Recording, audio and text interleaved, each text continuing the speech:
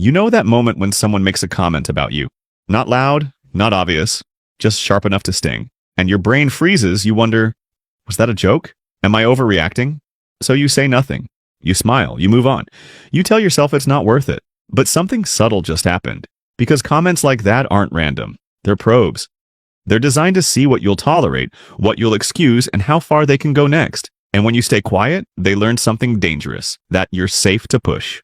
So stay with me until the end, because by then, you'll know exactly how to respond the next time someone targets you without freezing, over-explaining, or losing your self-respect. Technique number 1, the social slip technique. Expose the social mistake, not the person. Imagine this.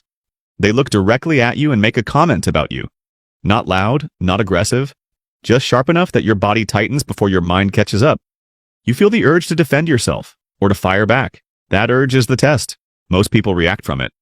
And that reaction is exactly what the other person is watching for. Instead, you stay calm and say, that sounded like an inside thought. Or, what a weird thing to say out loud. Here's why this works.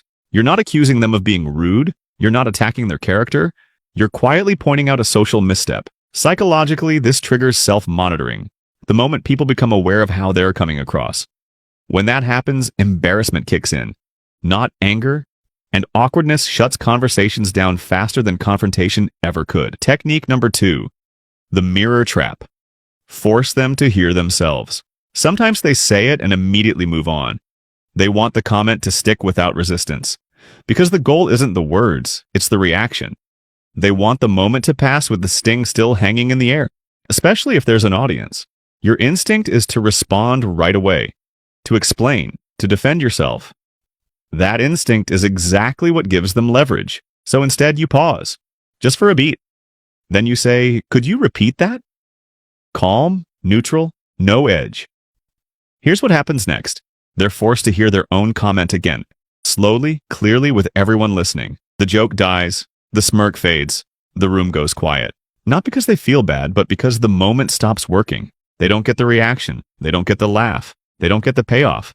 And when mean behavior loses its audience, it loses its power. Technique number 3, the reputation crack.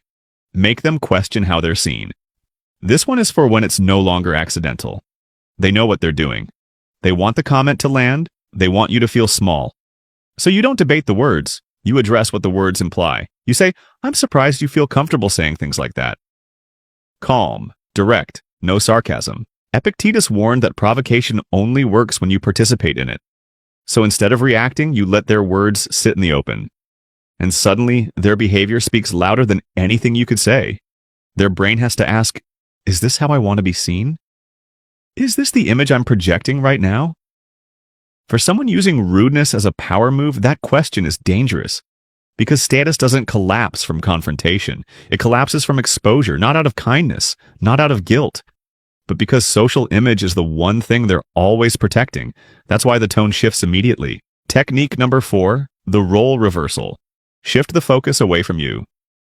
When someone targets you emotionally, they want you on defense. So you don't defend, you observe, and you say, you seem frustrated. Is something wrong?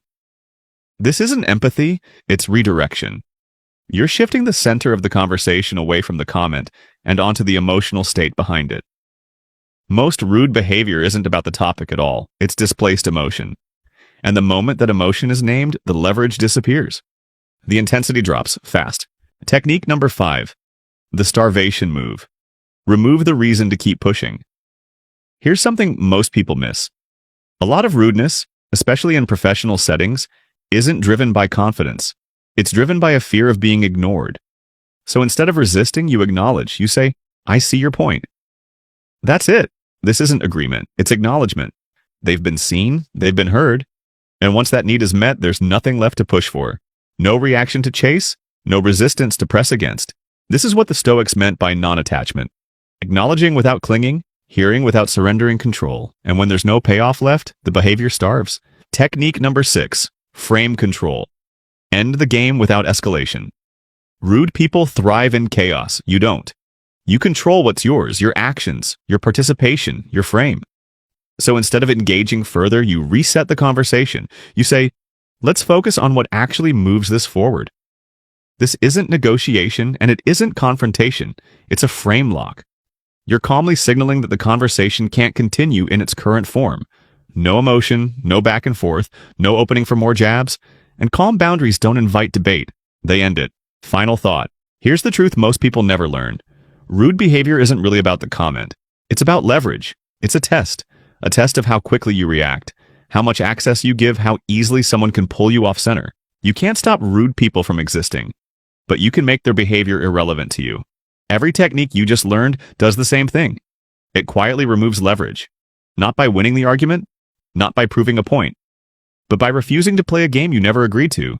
That's real control. So here's my question for you. Which one of these techniques would you actually use the next time someone tests you?